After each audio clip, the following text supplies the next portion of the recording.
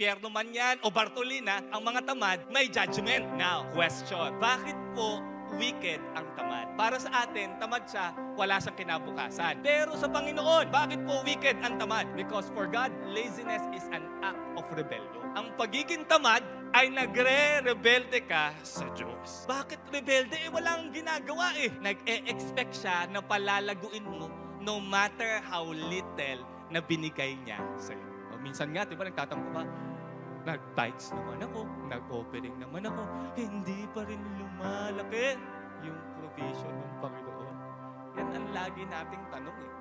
Ano ba ang gagawin ko para i-bless ng Panginoon yung trabaho ko, yung business ko? Ito na dapat ang thinking mo. What should I do to be a blessing? Huwag mo lang isipin kung paano ka i-bless ng Panginoon. Tanungin mo sa sarili mo, paano ba ako magiging blessing sa iba? When you live for yourself, I call it survival. Yes, you have the right to survive. But when you live for others, I call it significance.